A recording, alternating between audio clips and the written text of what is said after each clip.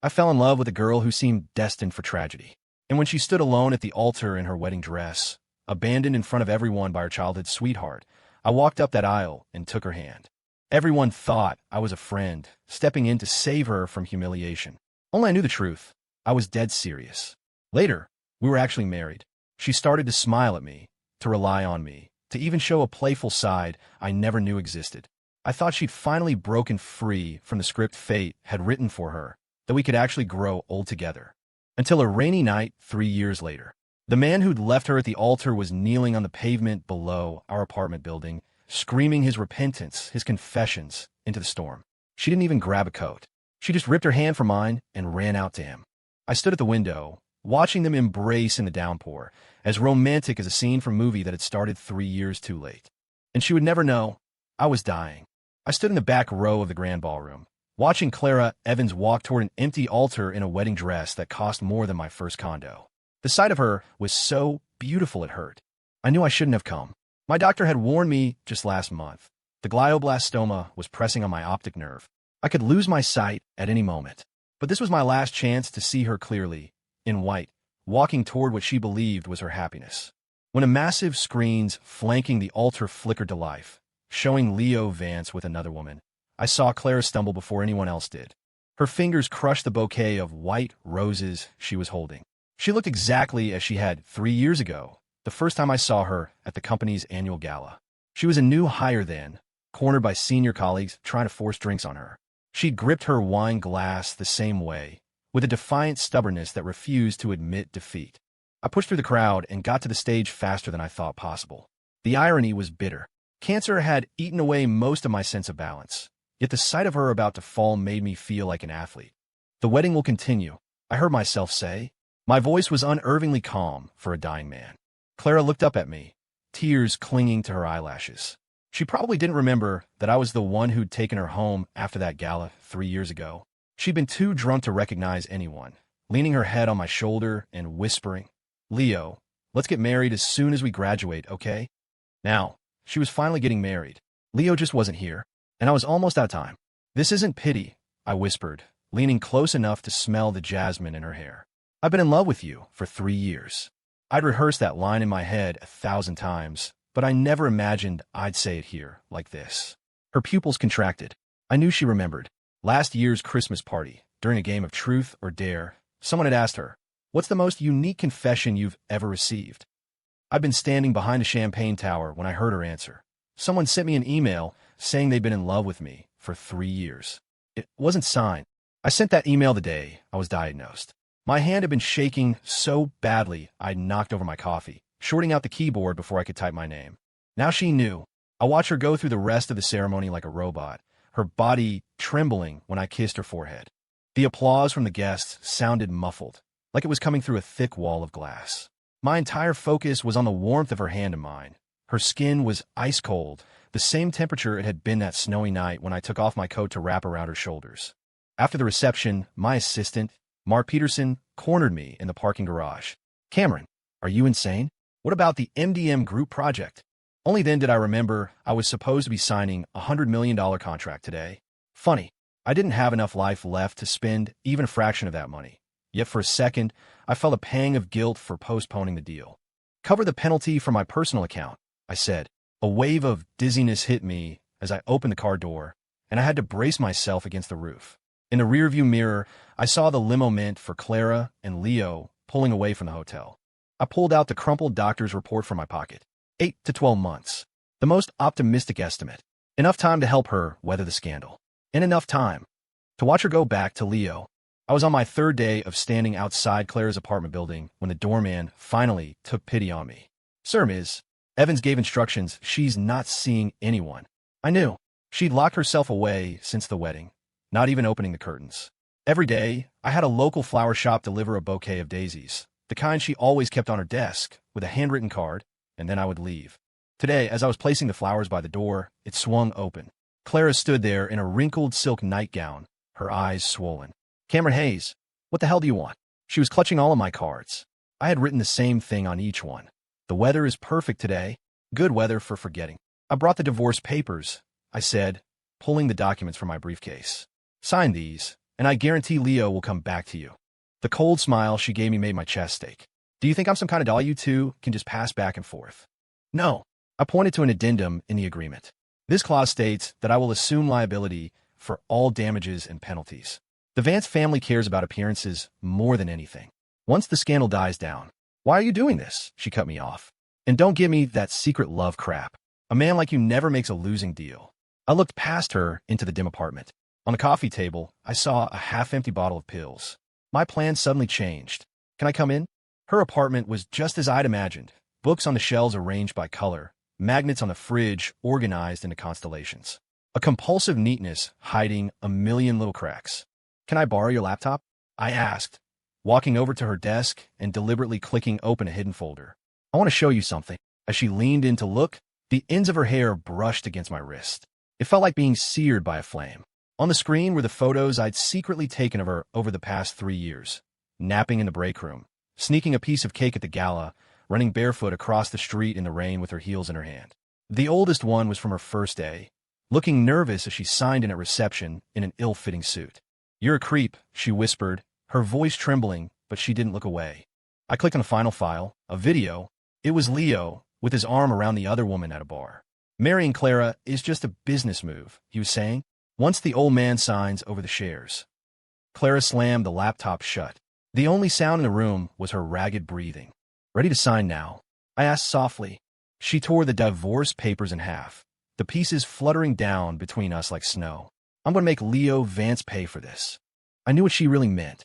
3 years ago, when she'd given up a scholarship to study abroad to take an internship at his family's company, she'd said, with that same grit in her voice, I'm going to prove myself. Okay, I said, gathering the remaining documents. I'll pick you up for work tomorrow at 9. What?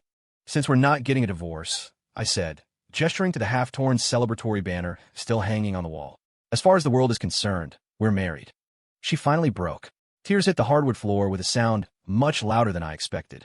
I should have held her, but a sudden, violent pulse of pain from the tumor rooted me to the spot. In the end, she was the one who came to me, resting her forehead on my shoulder. It felt like a misplaced embrace, a gift that fate had finally, mistakenly, given me. At 3:17 a.m., the vibration of my phone on the nightstand was a jarring intrusion into the dark. I was awake instantly. Sleep had become a luxury since the diagnosis. The screen showed the name of Clara's assistant, Sarah. The sight of it jolted me fully alert. Mr. Hayes, I'm so sorry to bother you this late. Ms. Evans has a fever of 102, but she's refusing to go to the hospital. I threw back the covers too quickly, and the room spun. The bottle of painkillers on my nightstand toppled over, the pills scattering across the floor with a sound that was unnervingly loud in the silent bedroom. I'll be there in 20 minutes. It was pouring when I pulled out of the garage. The windshield wipers swiped back and forth in a frantic rhythm that matched my heart. The GPS said it was an 18-minute drive, but I made it to her apartment building in 12 and a half. The night doorman recognized me now. He handed me the spare key without a word. Ms. Evans has been coming home late, sir, always getting caught in the rain. During the 30-second elevator ride, I remembered last Friday how she'd stubbornly refused my offer of a ride and walked out into a torrential downpour to catch the subway. I should have insisted, but a goddamn headache had split my vision, and by the time it subsided, she was gone. The click of the lock startled Sarah. She was standing in the living room holding a basin of water, her eyes red. Mr. Hayes, she keeps calling for Leo. I shed my rain-soaked jacket and walked straight to the bedroom. Clara was curled in the center of the bed, looking as fragile as a doll left out in the storm. In the dim glow of the bedside lamp, I could see the unhealthy flush on her cheeks. Go get some rest. I've got it from here, I told Sarah, my voice rougher than I intended. Only after the bedroom door was closed did I allow myself to touch her forehead. The heat was searing, a jolt to my fingertips. It was worse than I thought. The first aid kit was on the nightstand. I found a fever reducer and gently cradled the back of her neck. Leo, she murmured, her eyelashes fluttering like the wings of a broken butterfly. It's me, I whispered back, not sure if she could hear. Take this. Her eyes drifted half open, her gaze unfocused. As I brought the pill to her lips, she suddenly grabbed my wrist. Cameron, hearing my first name from her, not in a professional context, but here like this. It hit me like a physical blow. She'd never called me Cameron before, always the formal Mr. Hayes. Yeah, I carefully helped her sip some water, watching the vulnerable line of her throat as she swallowed. I'm here. She seemed to want to say something else, but the fever had stolen her strength. I replaced the lukewarm washcloth on her forehead, my movements as gentle as if I were handling priceless, brittle glass. In the kitchen, I found rice in a small pot. While the broth simmered, I tidied the papers scattered across her living room. All of them related to the Vance Corporation acquisition. The top document was covered in question marks in her familiar handwriting. Next to one, she had scribbled, "Why this shell corporation?" The sound of boiling water pulled me back to the kitchen. The plain white rice porridge was bubbling in the pot. I stopped stirring for a moment. 3 years ago, in the company cafeteria, I'd overheard her telling a colleague that the only thing she wanted when she was sick was simple broth. But Leo always orders some fancy DoorDash ramen, she'd said. He never remembers. By the time the broth was ready, the sky was beginning to lighten. I carried a bowl back to the bedroom and found her trying to sit up. Don't move. I set the bowl down and helped her lean against the pillows. From this angle, I could see the sharp line of her collarbone beneath the neckline of her nightgown, like a pair of wings that might snap at any moment. She ate the broth obediently, and the sight of it tightened my chest. As the spoon touched her lips, she suddenly asked, "You were here all night?" "I don't need much sleep." It was the truth, one of the side effects of a tumor pressing against your brainstem. She stared at the dark circles under my eyes, then reached out and touched my cheek. The unexpected contact made us both freeze.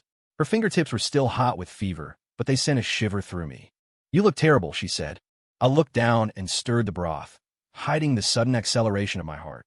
"Not as bad as someone who hits 102 and refuses to go to the hospital." She let out a small laugh, which quickly turned into a cough. I put the bowl down and rubbed her back, feeling the sharp knobs of her spine through the thin fabric of her nightgown. Too thin, I thought. I have to get her to eat more. When she lay back down, she suddenly grabbed my sleeve. "Don't go." Those two words were like a dull knife twisting in my heart. I knew she was delirious, that she might think I was someone else, but I still answered softly, "I won't." She drifted back to sleep quickly, but her fingers remained tangled in my shirt cuff. I carefully shifted my weight, leaning against the headboard. The painkillers were wearing off, and a dull throb started in my temples, but I didn't dare move, afraid I'd wake her. As the morning light filtered through the blinds, I found myself counting the rhythm of her breathing, wishing time would just stop right here. Even if she never knew who I really was, even if this was all just a fever dream. Clara's fever broke on the third day. I stood on her balcony, watching the sunrise paint the city gold. My phone buzzed with the 17th unread message from Mark. The negotiation for the MDM group penalty clause was starting at 10 a.m., and I was supposed to have been at the office since 8 preparing. "Cameron," I turned to see Clara standing at the glass door. The morning light softened the pale contours of her face, and her oversized robe made her look even more fragile.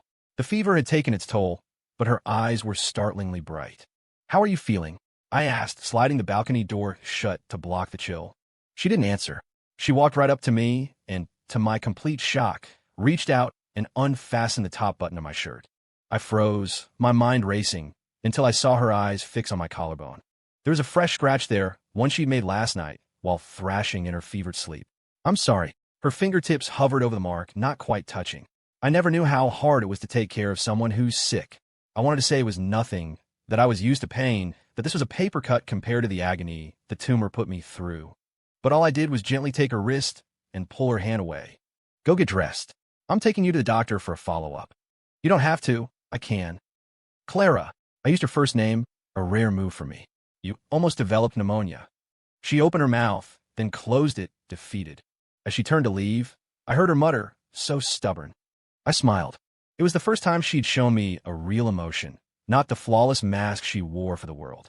While she was changing, I packed up the medical supplies in the living room. The bottle of fever reducers, the thermometer, the empty water glasses, trophies from my 3-day vigil. There was still half a pot of broth in the kitchen. On an impulse, I turned the stove back on to heat it up. "You can cook." She appeared in the doorway, dressed in a simple white blouse and jeans, her hair tied back loosely. Without the perfect makeup and designer clothes, she looked more like herself than ever. "Survival skill," I said, stirring the broth. "Picked it up when I was studying abroad." She leaned against the doorframe, watching me. "What did you study?" "Cambridge, elite."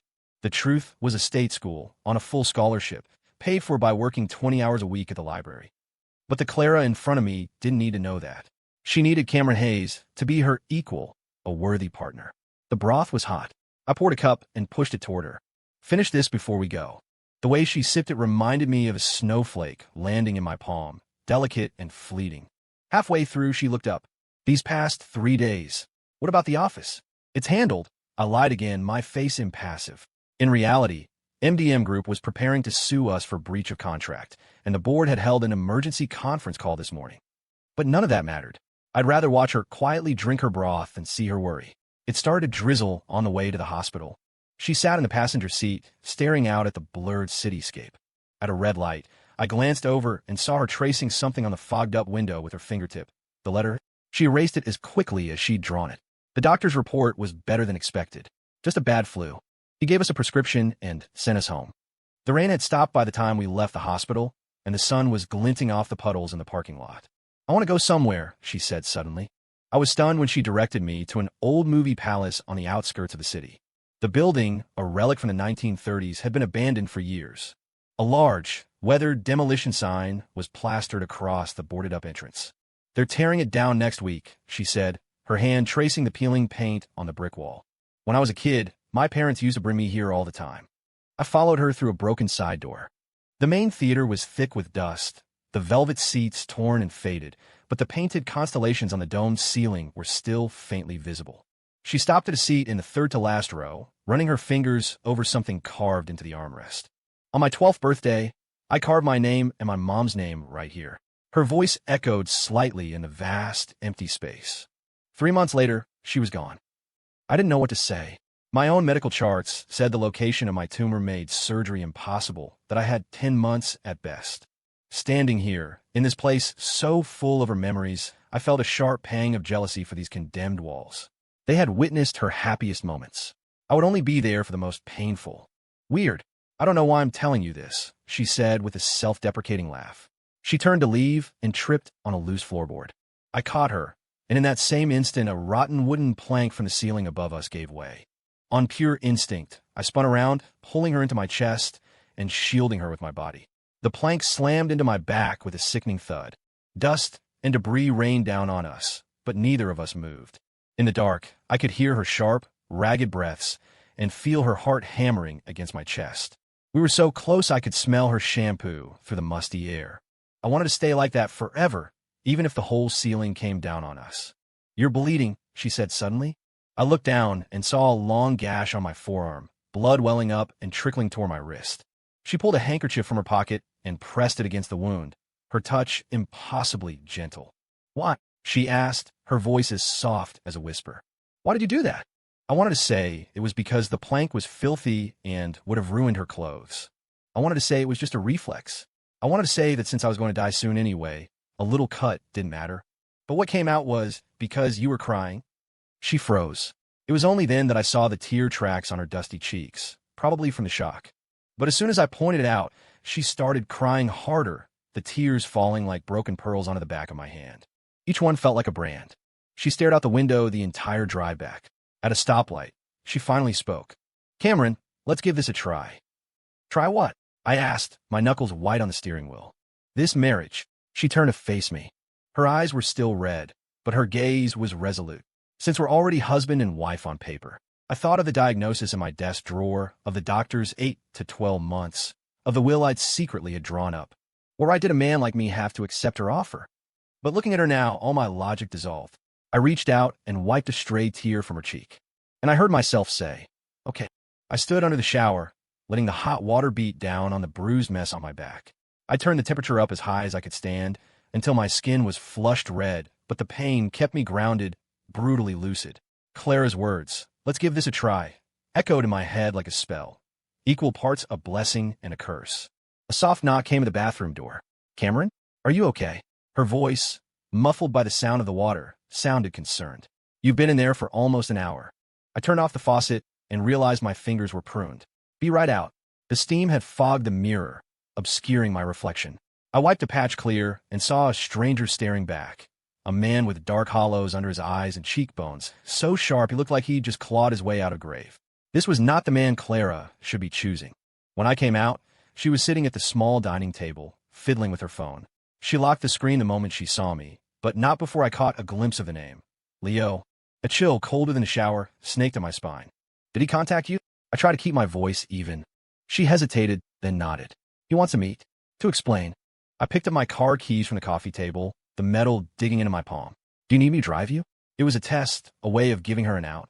If she chose Leo, I would step aside quietly, just as I had for the past 3 years. She studied my face for a long moment. Then a small smile touched her lips. Cameron, did you know that when you lie, your right eye blinks just a little faster than your left? I was speechless. I'm not seeing him, she said, standing up and taking the keys from my hand. But you have to promise me something. What? Stop pretending you don't care. Her fingertip pressed lightly against my chest, right over my hammering heart. I asked Mark. The penalty for the MDM group contract was $60 million, not handled. My throat tightened. That damn Mark. And she continued, you're back. The doctor said it's a severe contusion. It needs to be iced. As if by magic, she produced an ice pack from behind her back. Sit down. I sat on the sofa like a puppet on a string. I sucked in a sharp breath as the freezing pack made contact with my skin. Does it hurt? She asked. No, elite. She pressed down harder. How about now? It hurts. That simple admission felt like it unlocked something inside me. She suddenly knelt on the sofa behind me, resting her forehead against my uninjured shoulder blade. I could feel her trembling. Clara. Her voice was muffled against my back. My mom was like that before she died. She was always in so much pain, but she always said it didn't hurt. I didn't know how to respond. The water melting from the ice pack trickled down my spine like silent tears. That night, for the first time, we had dinner like a real married couple. She made spaghetti with marinara sauce. The pasta was a little too soft, and the sauce was a bit too salty, but I finished every bite. Afterward, we sat on the balcony overlooking the city lights. Why did you get into investment banking? She asked suddenly. Because money doesn't lie, I said, swirling the wine in my glass.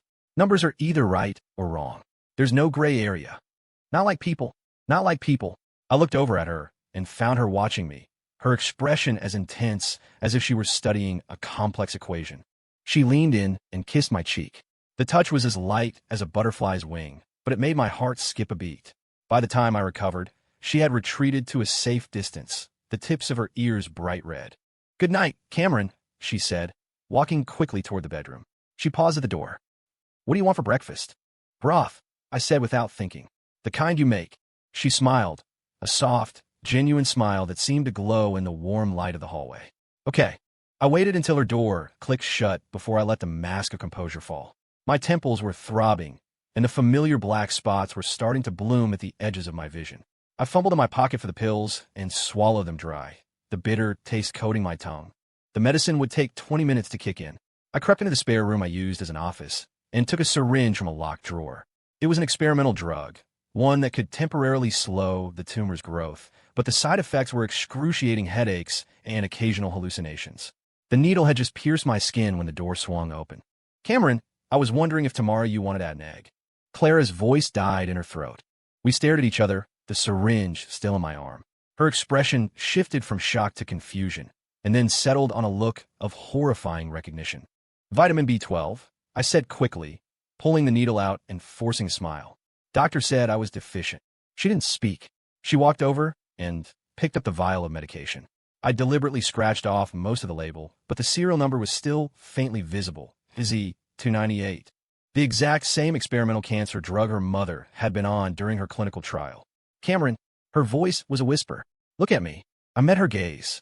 Her eyes were a swirling storm of emotions, but the most prominent was fear, the terrifying fear of seeing history repeat itself. What is this? She asked, her finger pointing at the vial, trembling slightly. I knew I couldn't lie my way out of this. Maybe I'd known this moment was coming from the second she suggested we try. I just didn't expect it to be so soon, so sudden. DZ-298. It's an experimental chemotherapeutic agent, I said, my voice flat. Glioblastoma. Stage 4. The color drained from her face. The vial slipped from her grasp and rolled across the carpet, coming to a stop against the leg of the desk. How long? She asked. Diagnosed 4 months ago. I added, prognosis is 8 to 12 months. She staggered back, catching herself on the desk to keep from falling. I moved to help her, but she held up a hand to stop me. So, the day of the wedding. I knew Leo was going to be a no-show, I admitted with a bitter smile. I had him followed for 2 weeks. And you just... and I just seized the opportunity to make the most selfish decision of my life. I look her straight in the eye. I'm sorry. She suddenly grabbed the picture frame from the desk. It was the only photo we had together, taken at the company gala. She hurled it against the wall. Glass shattered, spraying across the floor. Liar, she choked out. You knew. You knew I would. I knew. I knew that when she found out the truth, she would hate me. She would regret the brief tenderness between us and be furious that she'd almost fallen for a dying man. But I would rather have her hate me than watch her go back to Leo. The divorce papers are still in my briefcase, I said. You can sign them whenever you want. She looked at me as if I were a complete stranger, then turned and walked out, slamming the door behind her. I sat there, surrounded by shattered glass, waiting for the familiar headache to hit. But strangely, the pain never came. It wasn't until I felt the dampness on my cheeks that I realized what this was. It wasn't a headache. It was a heartache. I didn't sleep at all, sitting in the office and listening to the sounds from the master bedroom. Clara was awake, too. I could hear her pacing, the sound punctuated by stifled sobs. At 5 a.m., I cleaned up the broken glass, left the signed divorce agreement and the apartment key on the table, and let myself out. The rain was coming down in sheets, as if trying to drown the city. I didn't have an umbrella, and I let the cold water soak through my shirt. My phone vibrated in my pocket. A text from Mark. Board is calling an emergency meeting for 9 a.m. Vance Corp just pulled their funding. I turned off my phone and hailed a cab. The driver asked me where I was going. I opened my mouth and realized I had nowhere to go. The hospital, I said finally. Dr. Wallace, the head of neuro-oncology, was an old college friend. He took one look at my drenched clothes and sighed. Another episode? Clara knows, I said. He pushed a box of tissues toward me. I told you, Cameron. You couldn't hide it forever. He opened my file. The latest MRI shows 0.5 centimeters of new growth. I want to admit you for observation. How much time? At this rate, maybe 6 months. He hesitated. Unless you're willing to try the new radiation therapy. I shook my head. DZ 298 was my limit. I wasn't going to spend what little time I had left on treatments that would strip me of my dignity. The rain had stopped when I left the hospital, and the sudden sunlight was blinding. On some morbid impulse, I drove to the old movie palace and found the demolition crew already at work. A massive excavator clawed at the building's facade, the sound of collapsing brick and mortar echoing like thunder. Just like my life, my phone vibrated again. An unknown number this time. I answered. It was Leo. Cameron Hayes. We need to talk. We have nothing to talk about. It's about Clara, he said. 3 o'clock. The old spot. I hung up and stood staring at the ruins. A single butterfly fluttered up from the rubble and landed on my sleeve, its wings still damp with rain. So fragile, yet so determined to live. That afternoon, I met Leo at the coffee shop near campus we used to frequent. He was already in a corner booth, looking just as impeccably dressed and arrogant as I remembered. The only difference was the fine lines around his eyes. You lied to her, he said without preamble. Not as well as you. I countered, ordering a black coffee. How did it feel, running out on your own wedding? His face tightened. I regret it, because you found out Clara holds the patent your company needs? I gave a cold laugh. Or because your new girlfriend dumped you again? He shot to his feet, knocking over his cup. Brown coffee spread across the table. You had me investigated? Professional hazard, I said, pushing my chair back. If there's nothing else. Does she know you won't live to see the new year? He asked suddenly. I froze. I had a look at your medical records. A triumphant smirk spread across his face. So touching. The unrequited love of a dying man. I should have been furious, but all I felt was a profound, bone-deep exhaustion. It was as if the cancer wasn't just eating my brain tissue, but my capacity for any strong emotion. Be good to her, I said finally, or I swear to God, I'll come back and haunt you. The sun was bright when I left the cafe. I stood on the sidewalk, unsure of where to go. Home. It wasn't my home anymore. The office? Mark had probably cleared out my desk by now. The hospital? I'd end up there soon enough anyway. In the end, I went to my lawyer's office and updated my will. I wrote Clara's name as the primary beneficiary, even though she would probably never forgive me. It was dark by the time I got back to the short-term rental I'd found.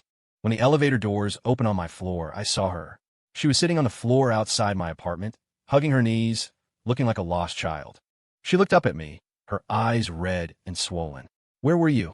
I held up the manila envelope in my hand. My lawyer's. She tried to stand and nearly stumbled. I reached out to steady her, and she grabbed my wrist. Her palm was hot against my cold skin. I tore up the divorce papers, she said. I stared at her. What? I talked to Dr. Wallace. Her voice trembled. He said, if you don't do the new therapy, you might only have 6 months. I remained silent. The fluorescent light in the hallway flickered, casting shifting shadows across her face. Why did you hide it from me? She asked. Why would you rather have me hate you? Because. My throat felt tight. I didn't want you to stay with me out of pity. You idiot. She threw her arms around me, her hug so tight it was hard to breathe. Did you really think I was crying because I felt sorry for you? I breathed in the familiar scent of her hair and felt the frantic beat of her heart against my chest. This embrace was too real, too solid to be a hallucination. I was crying because. She whispered into my ear, I almost missed you again. What? My important person. She pulled back and took a prescription bottle from her purse. Dr. Wallace said this works well in conjunction with a new therapy. I recognized the label. An antidepressant. Clara, I need it. She cut me off. When my mom died 3 years ago, I barely made it through. This time, she took a deep breath. I want to be prepared. I looked at her, at the fierce determination in her eyes, and I finally understood. This wasn't pity. It wasn't obligation. It was love. The kind of love that sees a cliff ahead and runs toward it anyway. The new therapy is brutal. I warned her. I know. I might not be myself. I know. The last few months. I might not even recognize you. She stood on her toes and kissed me, her answer a definitive action. The kiss was salty with the taste of both our tears. Let's go home, Cameron, she whispered. Home. Such an extravagant word. But in that moment, as I took her hand and walked back toward the elevator, I felt that maybe, just maybe, fate hadn't been so cruel to me after all. The side effects were worse than the doctors had described. I stared at myself in the bathroom mirror. My eyes were bloodshot, my cheekbones like sharpened blades beneath my skin. Cold water dripped from my chin into the sink, the sound echoing in the 3 silence. Week 3 of the DZ-298 treatment, and I was starting to have memory gaps. In a meeting yesterday, I stared at Mark for a full 10 seconds before his name came back to me. More terrifying, I realized I couldn't remember the color of my mother's eyes. She died when I was 15, and her tired, brown eyes had been the only constant warmth in my childhood. I heard a faint noise from the bedroom and quickly dried my face, making sure there were no traces of the nausea that had just racked my body. Clara had insisted on sleeping in the guest room since the treatment began, but every morning I woke up to find her curled on the edge of my bed, her fingers clutching my shirt as if she was afraid I'd vanish in the night. I pushed open the door and saw her sitting on the bed, organizing my pill case for the day. Morning light filtered through the curtains, casting tiny shadows from her eyelashes onto her cheeks. She looked up and smiled, a smile that felt like a dull knife slowly twisting in my chest. How are you feeling today? She asked, her fingers gently brushing against a new bruise on my temple from a seizure last night. Much better, I lied, taking the handful of colorful pills she offered.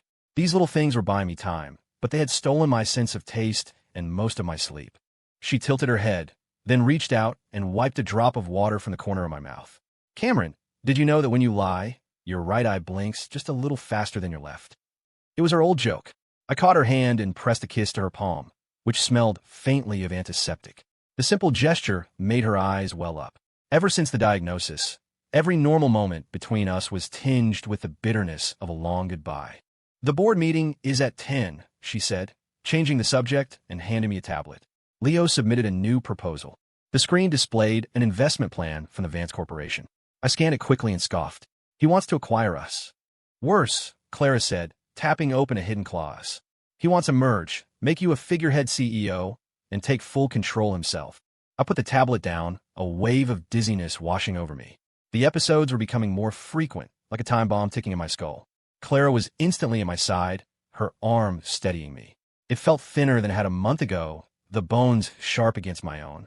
I'll go shut him down, she said, her voice laced with a ferocity I'd never heard before. No, I shook my head. I'm going myself. The tension in the conference room was thick enough to cut with a knife. Leo sat at the far end of the long mahogany table, looking every bit the victor in his tailored suit. He was flanked by the old guard of his family's board, who all looked at me like I was a walking corpse. Considering Mr. Hayes's health, Leo said, pausing for effect, we believe a merger is the most sensible path forward. I clenched my fists, the pain of my nails digging into my palms, keeping me focused. My doctors are very optimistic. Are they? Leo slid a file across the table. Dr. Wallace's latest assessment doesn't seem to agree. I stared at the file, stamped confidential. My blood ran cold. How'd he get that? According to this report, Leo's voice sounded distant. You have 3 months of cognitive function left at best. After that, you'll be just like your father, unable to remember your own name. The words hit me like a punch to the gut. My father had died from the same disease, spending his final days curled in a corner like a frightened child. Clara didn't know about the family history. I had never told her that my life was just a tragic, meticulously planned echo of his. Clara shot to her feet, the chair scraping loudly against the floor. This meeting is adjourned. She grabbed my arm and pulled me out of the room, her fingers ice cold. In an empty lounge, she turned my face toward her, forcing me to meet her eyes. Is it true? What he said? I couldn't answer. The sunlight pouring through the floor-to-ceiling windows illuminated the tiny gold flecks in her irises, something that only appeared when she was intensely emotional. Answer me. Her voice was shaking. Will you lose your memory? It's possible, I finally admitted, but not guaranteed. She let go of me and turned to face the window. I could see her shoulders trembling, but when she faced me again, her expression was calm, resolute. We're going home, she said. What about the meeting? To hell with the meeting. She stood on her toes and kissed me, a kiss that tasted of salty tears. I just want you. It started to rain on the drive home. Clara drove while I sat in the passenger seat, watching the hypnotic sway of the windshield wipers. An old song came on the radio, a woman singing about goodbyes in a smoky voice. Do you remember the first time we met? Clara asked suddenly. I frowned. The company gala? No, she smiled. The library at Cambridge. Winter of 2014. You helped me pick up my papers when I dropped them, and you bought me a hot chocolate. I stared at her, my mind blank. The memory was like a faded photograph, its details lost.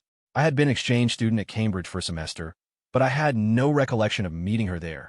You told me then, she continued, her knuckles white on the steering wheel, that you wanted to write a book about memory and forgetting.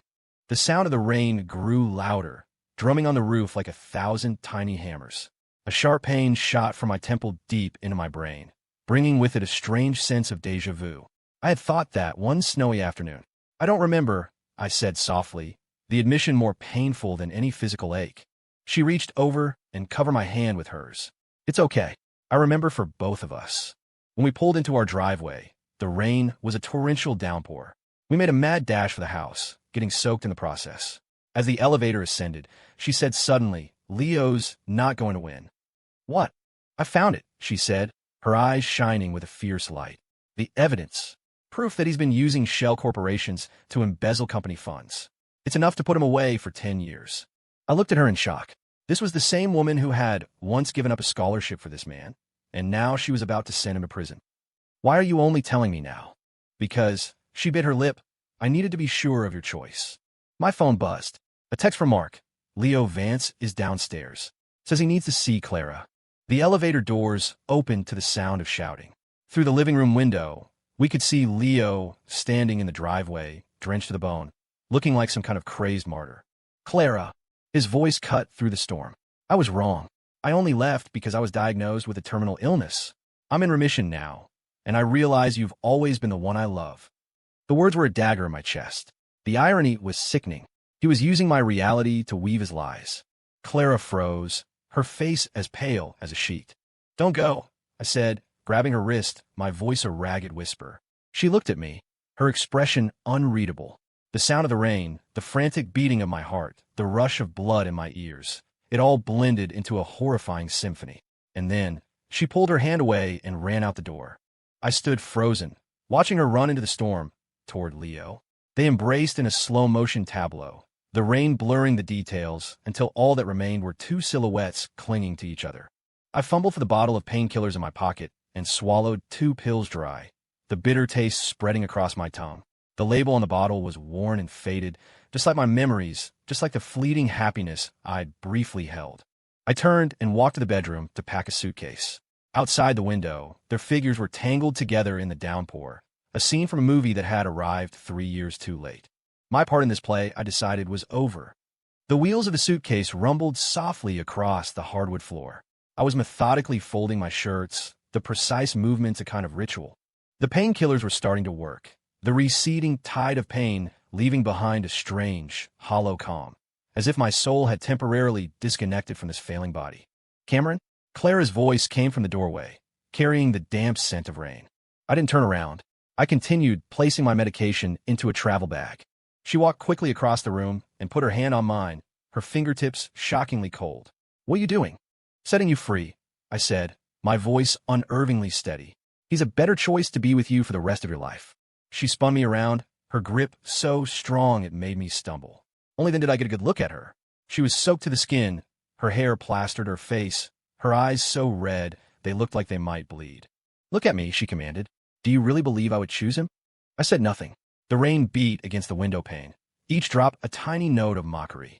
I hugged him because she took a deep, shuddering breath. "He said he left all those years ago because his family forced him. His father threatened him with your safety." I frowned. "What?"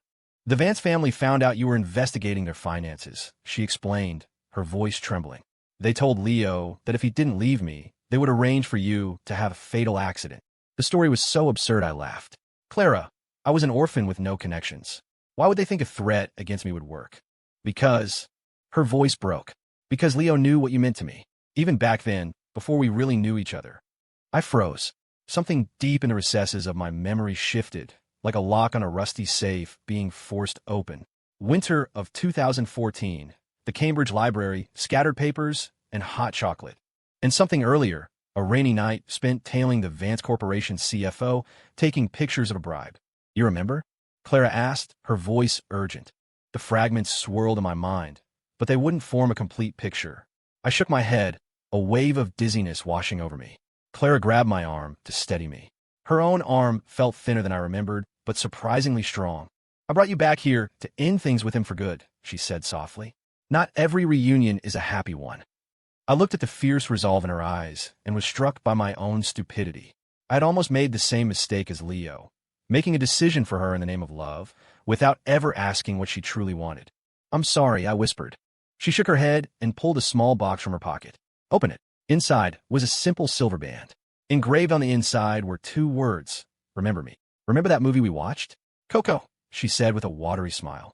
"As long as someone remembers you, you never truly disappear." My throat tightened. "Clara, I choose you, Cameron Hayes." She stood on her toes to kiss me. Not out of pity, not out of obligation, but because... The doorbell rang, a sharp, intrusive sound that broke the spell. We looked at each other, the same confusion in our eyes. Clara went to the door. I could hear Leo's voice. "Clara, we have to talk." "We have nothing to talk about." Clara's voice was like ice. "Please leave." "You don't understand," Leo said, his tone desperate. "Cameron's illness is genetic. His father..." "I know," Clara cut him off. "I also know he almost died saving me in that abandoned movie theater." The words were like a lightning strike, cleaving through the fog in my mind. 3 years ago, I'd stumbled upon evidence of Leo's embezzlement. While tailing him, I'd found Clara locked inside a burning warehouse. The forgotten memories came rushing back with terrifying clarity, sprinting into the flames, shielding her with my body, the crushing weight of a falling beam. "That injury," I murmured. "It triggered the dormant genetic defect," Clara said, walking back to my side and gently touching the faint scar on my temple. "Leo knew about it the whole time." Leo stood in the doorway, his face ashen. "Clara, I didn't know you were in there at the time." "But you found out later." Clara's voice was as sharp as a razor. "You knew he was the one who saved me, but you let the hospital treat him as a John Doe." I stared at her, completely stunned. That part of my memory was a total blank, a piece of the puzzle that had been violently ripped away. "It took me 3 years to find you," Clara said, turning to me, the tears finally falling. "And when I did, you didn't remember anything." Leo lunged forward and grabbed her arm. "Come with me. He's about to..." I took a step forward on pure instinct, but my vision suddenly went black. An agony unlike anything I'd ever felt tore through me. A high-pitched, ringing screamed in my ears. I could hear Clara's scream, could feel my own body hitting the floor and convulsing, but I had no control. In my last moment of consciousness, I saw Leo stumbling backward in terror and Clara's desperate, determined face as she threw herself toward me. Then, everything went dark. The smell of antiseptic. That was the first thing I registered. Then, the rhythmic beep of a heart monitor and the faint sound of birds outside the window. I tried to open my eyes, but my eyelids were as heavy as lead. Someone was holding my hand. The familiar calluses on the fingers. "Clara." She tried to gently place my hand back under the covers, but I used every ounce of strength I had to curl my fingers around hers. "Cameron?" Her voice was hoarse, as if she'd been crying for a long time. I finally managed to open my eyes.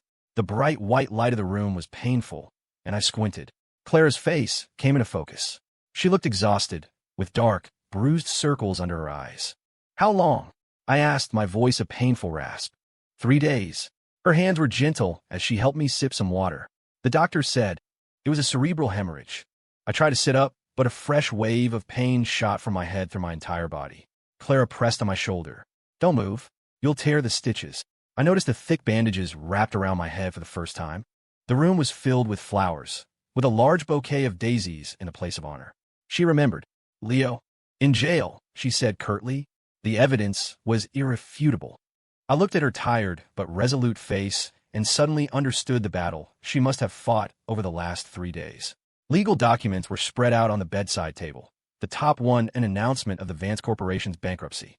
"The surgery was a success," she said, changing the subject, her fingers tracing the line of my jaw. "They removed 60% of the tumor." I managed a weak, bitter smile. I knew what that meant. The more they removed, the faster it grew back. But the hope in her eyes was so bright, so fierce, I couldn't bring myself to say it. "Look," she said, pulling something from her pocket. "We're official." They were 2 marriage certificates. In the photo, we were both wearing white shirts. She was beaming. I looked grim. The date was yesterday's. "I took the liberty while you were unconscious," she said, trying to sound casual. "A judge made a special exception." My eyes burned. This stubborn, incredible woman had insisted on marrying me while I was hovering between life and death, as if the sheer force of her will could keep death at bay. "Why?" I whispered. She leaned down and kissed me, a single tear falling onto my cheek. "Because you said numbers are either right or wrong." She took out her phone and played a voice recording. My own voice, weak but clear, filled the quiet room. "Clara, if the surgery is a success, we're getting married tomorrow. If it's not, make sure you take care of the mint plant on the balcony." I had no memory of recording that. The gaps in my mind were more terrifying than any physical pain. I gripped the bed sheets, my knuckles turning white. "It's okay," she said, turning off the recording. I remember for both of us. The days that followed were a blur. She would take me out to the hospital garden in a wheelchair during the day and curl up on a cot next to my bed at night. The doctors were amazed by my recovery, but I saw the worried glances they exchanged after every checkup. On the day I was discharged, Clara gave me a leather-bound notebook. "Write down the important things," she said. "That way, you won't forget." I opened it to the first page. In her neat, elegant script, she had written, "Cameron Hayes loves Clara Evans." It started in the winter of 2014. Evidence: 1. Hot chocolate at the Cambridge Library. 2. Shielding her with his body during the fire. 3. Stepping up at the wedding. I smiled and added a 4th line. 4. We'll fall in love with her all over again, even if he forgets. We moved to a small house in the countryside, far from the noise of the city. Clara planted a garden full of daisies. I spent my days speaking into a voice recorder, a paranoid historian chronicling every detail of our life together. One morning, I woke up and the space beside me was empty. Panic seized me, a cold, gripping fear, until I saw the note on the nightstand. "Went to town for your meds. Back in an hour. Your favorite blueberry muffins are in the oven. 350 degrees for 15 minutes. P.S. I love you." I smiled and wrote it all down in my notebook. Then I saw a strange entry on the previous page, in her handwriting. "Today Cameron forgot to turn off the stove again, but he remembered to bring me a wildflower from the garden. It balances out." My memory was like a receding tide, pulling a few more grains of sand out to sea each day. But strangely, the memories of her were always the last to go, like stubborn seashells left on the shore. As winter approached, my eyesight began to fail. Clara bought books in Braille and spent every evening guiding my hands over the raised dots. Her patience was both heartbreaking and terrifying. I was so afraid of the day I would no longer be able to remember her face. On Christmas Eve, we sat by the fireplace, listening to old records. She was curled up against me, her hair smelling faintly of shampoo. "Read me a poem," I said suddenly. "Which one?" "Your favorite." She opened a book, her voice as soft as falling snow. "Do you remember me? I was the one who held the umbrella for you in the rain. I was the one who wrote your name in letters I never sent." I closed my eyes, letting her voice and the warmth of her body wash over me. Even if I woke up tomorrow and everything was gone, this perfect moment would be enough to light up the darkness of whatever time I had left. "Cameron," she whispered after the poem was finished. It's snowing." I looked toward the window and saw fat, silent snowflakes beginning to fall. She took my hand and led me out to the covered porch. We stood together, watching the snow blanket her daisy garden. She turned and hugged me, her arms wrapped around me with a surprising strength. "What's wrong?" I asked. "Nothing," she mumbled into my chest. I want you to remember this." I tilted her face up and saw that she was crying. Snowflakes clung to her eyelashes like tiny stars. The sight was so beautiful it hurt. I leaned down and kissed her, tasting the salt of her tears. "I remember," I lied. "I'll always remember." That night, I woke from a dream of sharp, blinding pain and realized she wasn't in bed. Through the cracked open door, I could see a light on in the office. She was organizing something on my desk, her movements impossibly gentle. It was the box of gifts I'd prepared for her. A birthday card for every year for the next decade, plans for anniversary trips she would have to take alone, and the documents for a trust fund that would ensure she never had to work again. I slipped back into bed and pretended to be asleep. When she returned, her steps silent on the old wooden floors, I could smell the faint scent of ink and tears on her skin. When a morning sun streamed through the window, I realized with a jolt of pure terror that I couldn't remember her name. Panic, cold and absolute, washed over me, until my eyes fell on the framed photo on the nightstand. Beneath it, a small, handwritten label. "This is Clara, your wife." She came in with a breakfast tray, her eyes red-rimmed, but a bright smile on her face. I pointed to the photo. "Who's that?" Her smile faltered for a fraction of a second before returning, even brighter than before. "That's me, silly." I felt a wave of relief. I took the blueberry muffin she offered me. The taste was deeply, inexplicably familiar, like a memory from a distant lifetime.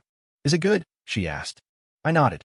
Then I noticed the simple silver band on her ring finger matched the one on mine. The realization brought a strange sense of peace, as if I had found an anchor in a thick, disorienting fog. "I love you," I said. The words came out before I could think, but they felt more true than anything I'd ever said. She froze, her eyes widening. Then tears streamed down her face. She lunged forward and hugged me, nearly knocking the tray off my lap. "I love you too," she whispered in my ear. "Always." Outside, the snow had stopped. The sun was glinting off the fresh powder, creating a million tiny, dazzling points of light. I didn't know how long always was, but right here, in this small house that smelled of daisies and baking, I knew I had found the only thing that could stand against the encroaching darkness. It was a memory. It was love,